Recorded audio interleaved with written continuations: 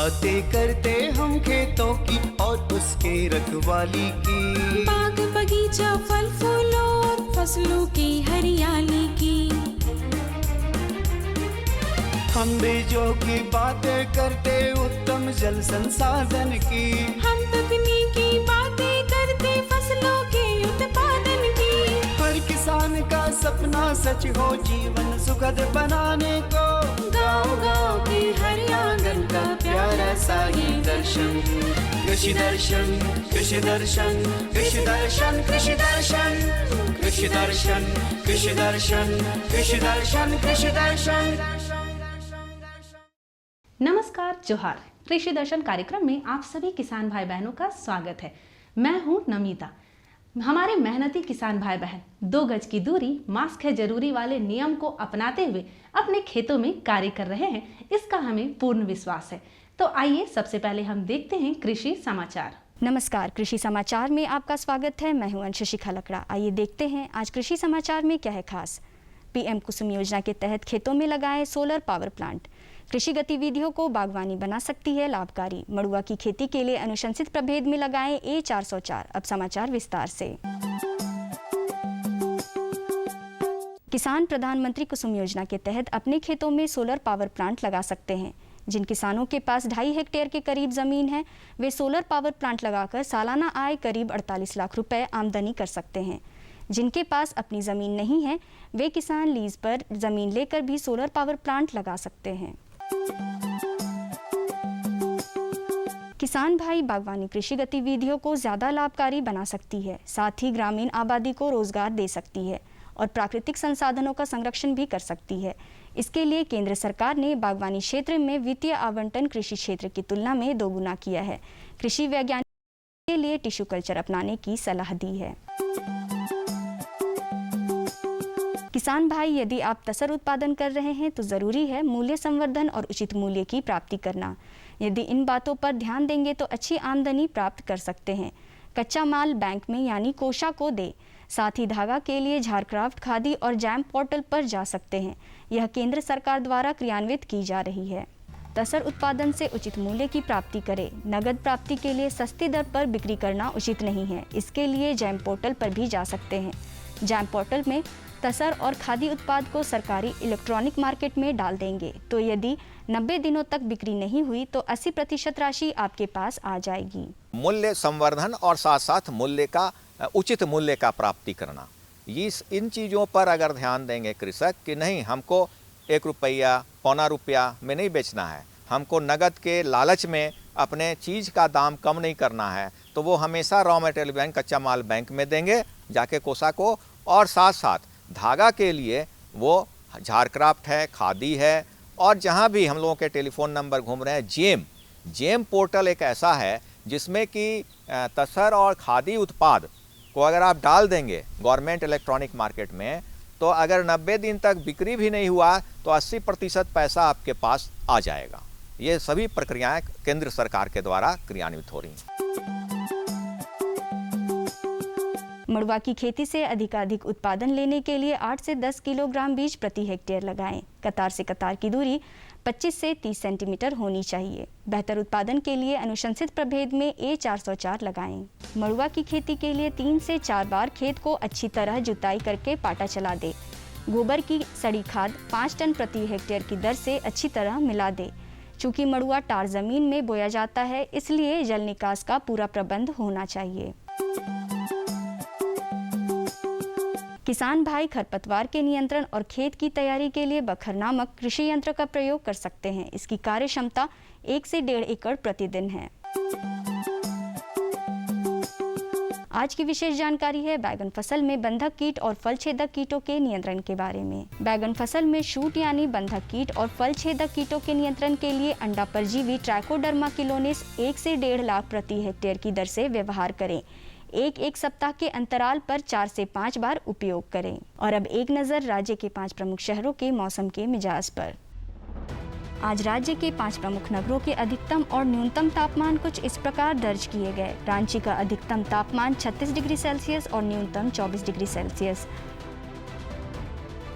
जमशेदपुर का अधिकतम तापमान 38 डिग्री सेल्सियस और न्यूनतम 29 डिग्री सेल्सियस। मेदिनीनगर का अधिकतम तापमान 43 डिग्री सेल्सियस और न्यूनतम 27 डिग्री सेल्सियस। देवघर का अधिकतम तापमान 39 डिग्री सेल्सियस और न्यूनतम 27 डिग्री सेल्सियस। वहीं धनबाद का अधिकतम तापमान 38 डिग्री सेल्सियस और न्यूनतम 27 डिग्री सेल्सियस रहा।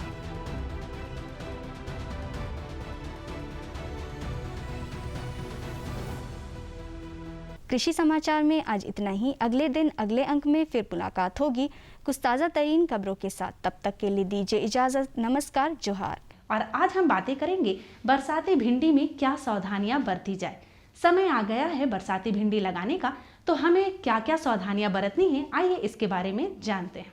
किसान भाइयों, भिंडी की खेती सालों भर की जाती है, लेकिन इसका मुख्य मौसम बरसात है।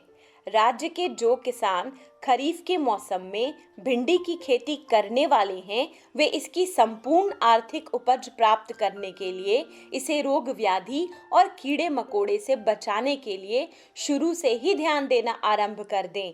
रोग एवं कीट व्याधि के रोकथाम का सबसे सशक्त माध्यम है बीजोपचार।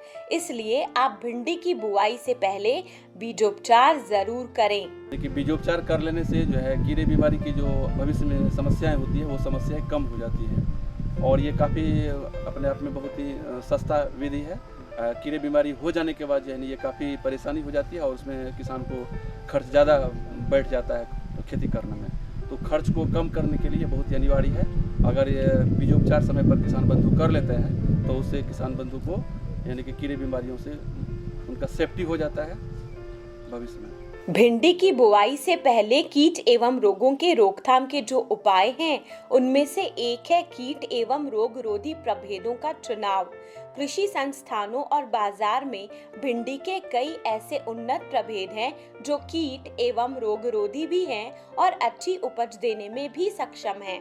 किसान भाइयों, आप भिंडी के ऐसे ही अनुशंसित उन्नत प्रभेद लगाएं।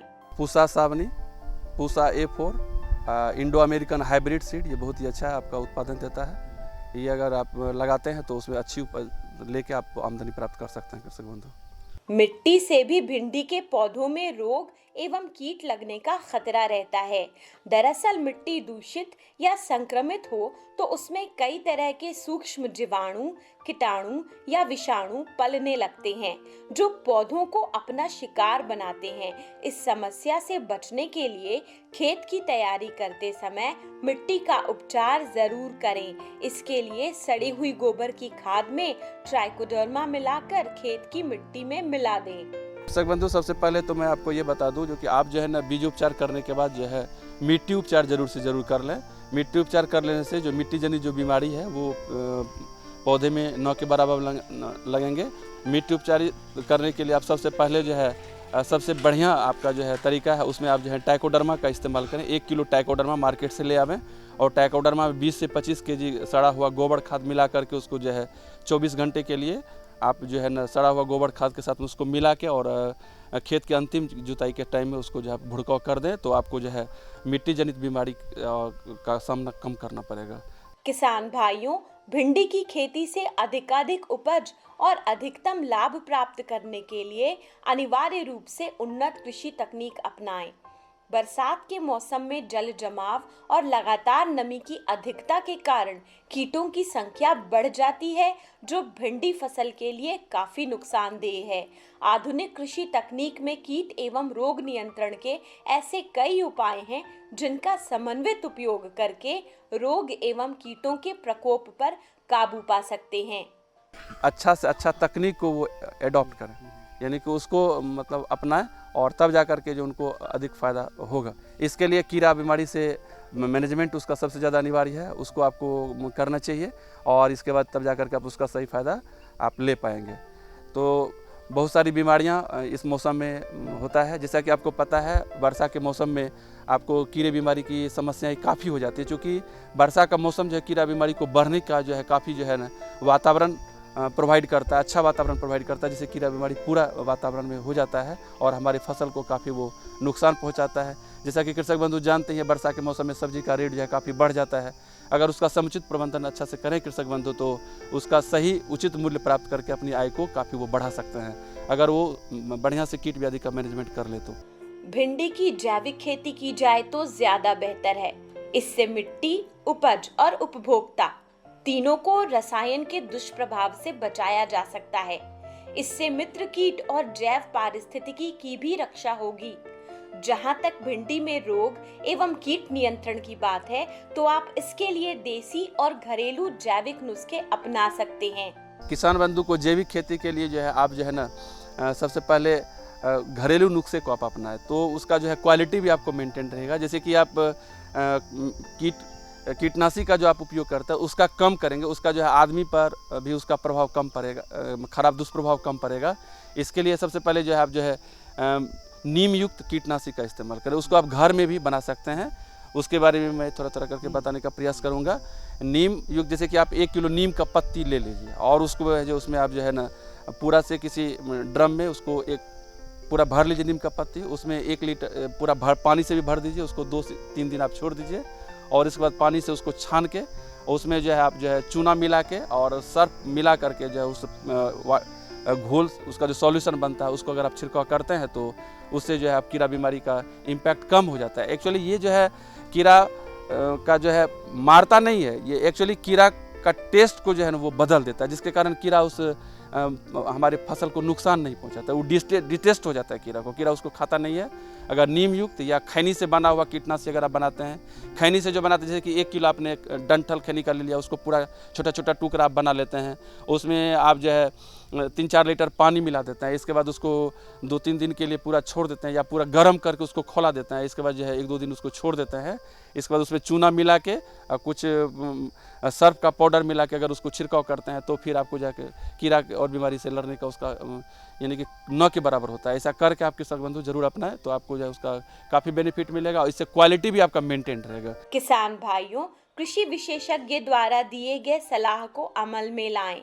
इससे भिंडी फसल में रोग एवं कीट नियंत्रण का कुशल प्रबंधन करके संपूर्ण और सुरक्षित उपज तथा आकर्षक आय हासिल करने में सफल होंगे।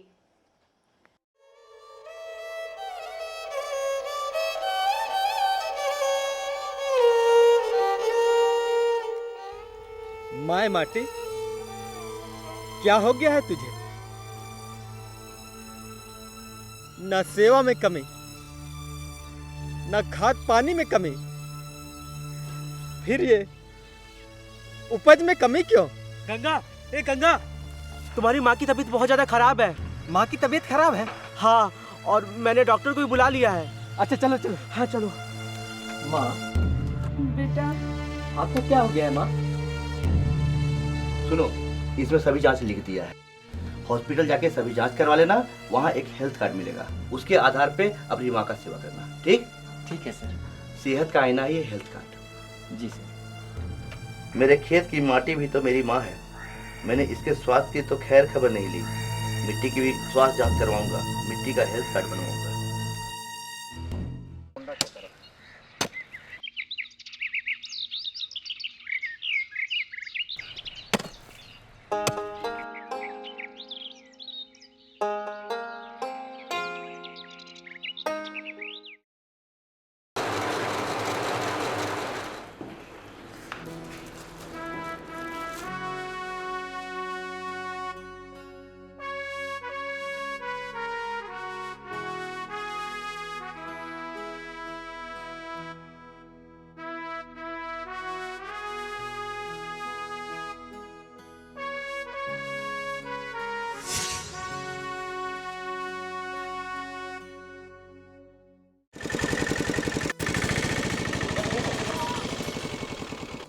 प्रणाम मास्टर जी। हाँ, प्रणाम प्रणाम। क्या बात है बिरजू, बहुत उदास नजर आ रहे हो? हाँ, शहर कमाने जा रहा हूँ, नहीं तो खाऊंगा क्या? मगर तुम्हारे पास तो काफी जमीन है। मगर सब बेकार मास्टर जी, बरसात में भगवान भरोसे थोड़ा बहुत खेती हो जाता है, बाकी दिन तो खेत पड़ती ही रहता है ना, और खेतों को तो भरपूर पानी चाहिए। अरे बिरजू, पानी खेतों को नहीं फसलों को चाहिए। मतलब ये कि सूक्ष्म सिंचाई विधि अपनाकर यदि सिंचाई की जाए तो 30 से 50% पानी की बचत की जा सकती है। सूक्ष्म सिंचाई पद्धति ये क्या है? सूक्ष्म सिंचाई पद्धति यानी टपक विधि या स्प्रिंगवेल सिस्टम। मगर देखो बिरजू, अगर मगर कुछ नहीं, किसानों के लिए सरकार के द्वारा अनुदान और बैंक ऋण की सुविधा भी उपलब्ध कराई जा रही है। सच? सच, 100% सच और खुशियों की गारंटी। पूरे भारत सहित झारखंड में भी गन्ना की खेती 2 मौसम में की जाती है, शरदकालीन खेती और बसंतकालीन खेती। हालांकि पिछले कुछ वर्षों से राज्य में गन्ना का रकबा बढ़ रहा है, लेकिन व्यावसायिक व्यापकता का शक्ल अख्तियार करना अभी बाकी है। गन्ना बेहतर मुनाफा देने वाली फसल है। राज्य के ज़्यादा से ज़्यादा किसान गन्ना की खेती से बेहतर लाभ कमा सकते हैं। इसके लिए नए किसान गन्ना की उन्नत खेती की पूरी जानकारी रखें। गन्ना मुख्य रूप से यहाँ पर ऐसे तो ये व्यावसायिक फसल है, कमर्शियल क्रॉप है, लेकिन झारखंड प्रदेश में इसकी खेती जो होती है मुख्य रूप से किसान अपने उपयोग के लिए करते हैं, खास करके गुड़ बनाने के लिए, क्योंकि यहाँ पर कोई बहुत बढ़िया इंडस्ट्री, शुगर इंडस्ट्री नहीं है जिसमें ये कमर्शियलाइज कर सके। तो लेकिन फिर भी हम खास करके चतरा डिस्ट्रिक्ट में बात करते हैं तो यहाँ पर करीब 500 से 600 हेक्टेयर एरिया में मुख्य रूप से इसकी खेती की जाती है और किसान भाई इसकी खेती अच्छे तरीके से करते हैं। यह गन्ना जो है मुख्य रूप से 2 तरह के गन्ना की खेती होती है। एक होती है शरदकालीन गन्ना, जिसकी रुपाई अक्टूबर महीने में हम किसान भाई लोग करते हैं, और दूसरी एक फसल है बसंतकालीन गन्ना, जिसकी रुपाई फरवरी महीने में की जाती है। ये 2 तरह के गन्ना की रुपाई का सीजन है, जिसको एक को शरदकालीन गन्ना बोलते हैं और दूसरे को बसंतकालीन गन्ना हम बोलते हैं। गन्ना की खेती में सबसे आरंभिक और सबसे महत्वपूर्ण कार्य है खेत का चुनाव और खेत की तैयारी। वैसी जमीन चुनें जिसमें नमी अधिक दिनों तक टिक सके। इसके बाद मिट्टी पलट हल से खेत की 3-4 बार गहरी जुताई कर दें। जुताई के बाद मिट्टी को भुरभुरा करें और उसे पाटा चलाकर समतल कर दें। गन्ना की खेत के लिए खास करके टाण 3 और 1 और 2 जो ज़मीन है मुख्य रूप से उपयोगी है झारखंड परिप्रेक्ष्य के लिए। तो इस तरह के ज़मीन हम चुनाव करते हैं गन्ना के खेत के लिए।